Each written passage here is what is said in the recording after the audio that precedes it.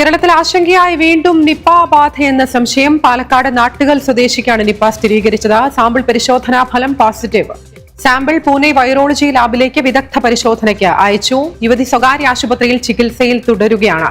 പാലക്കാട്ടെ 5 വാർഡുകളും Nattukal 3 kilometre പരിധിയിലും containment zone. 100-ലധികം പേർ ഹൈറിസ്ക് പട്ടികയിലെന്ന് റിപ്പോർട്ട്. പ്രൈമറി കോൺടാക്റ്റിൽ ഉൾപ്പെട്ടവർ ക്വാറന്റൈനിൽ. അതേസമയം മലപ്പുറത്തും കഴിഞ്ഞ ദിവസം മരിച്ച മലപ്പുറം സ്വദേശിയായ 17-കാരിക്കും നിപ്പ ബാധിച്ചിരുന്നതായി സംശയം. വിദഗ്ധ പരിശോധനയ്ക്കായി സാമ്പിൾ പൂനെ NIV-യിലേക്ക് അയച്ചു.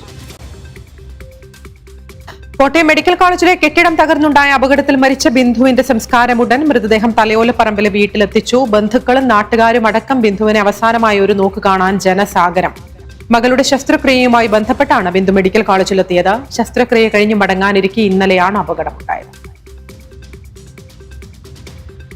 കോട്ടയം മെഡിക്കൽ കോളേജിലെ അപകടത്തിൽ മന്ത്രി വീണ ജോർജിനെതിരെ പ്രതിഷേധം കടുക്കുന്നു. ബിന്ദുവിന്റെ മരണത്തിന് കാരണമായത് മന്ത്രിമാരുടെ നിരുത്തരവാദപരമായ പെരുമാറ്റമാണെന്ന് പ്രതിപക്ഷം. ധാർമ്മിക ഉത്തരവാദിത്വം ഏറ്റെടുത്ത ആരോഗ്യമന്ത്രി രാജിവെക്കണമെന്ന ആവശ്യം. ബിന്ദുവിന്റെ കുടുംബത്തെ സർക്കാർ ഏറ്റെടുക്കണമെന്നും പ്രതിപക്ഷം. അതേസമയം കെട്ടിടത്തിന് പഞ്ചായത്തിന്റെ ഫിറ്റ്നസ് സർട്ടിഫിക്കറ്റ് ഇല്ലെന്ന് പഞ്ചായത്ത് വൈസ് പ്രസിഡന്റ്. അപകടത്തിൽ ജില്ലാ കളക്ടറുടെ നേതൃത്വത്തിലുള്ള സംഘം അന്വേഷണം നടത്തും. സ്ഥലത്തടക്കം തെളിവെടുപ്പ് നടത്തും. അമേരിക്കയുടെ കുടിയേറ്റ സാമ്പത്തിക നയങ്ങളിൽ വലിയ മാറ്റം ലക്ഷ്യമിട്ടുള്ള US പ്രസിഡന്റ് ഡൊണാൾഡ് ട്രംപിന്റെ വിവാദ ബിഗ് ബ്യൂട്ടിഫുൾ ബില്ലിന് US കോൺഗ്രസിന്റെ അംഗീകാരം. ബിൽ ജനപ്രതിനിധി സഭയിൽ പാസായി. റിപ്പബ്ലിക്കൻ പാർട്ടിക്ക് ഭൂരിപക്ഷമുള്ള സഭയിൽ 214 വോട്ടിനാണ് ബില്ല് പാസായത്. 2 റിപ്പബ്ലിക്കൻ അംഗങ്ങൾ ബില്ലിനെതിരെ വോട്ട് ചെയ്തു. നേരത്തെ bill US സെനറ്റിൽ അംഗീകരിച്ചിരുന്നു.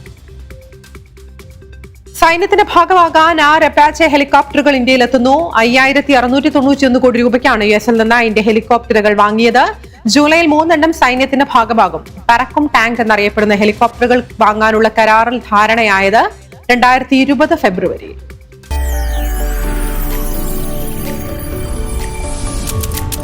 NTV UAE to the world.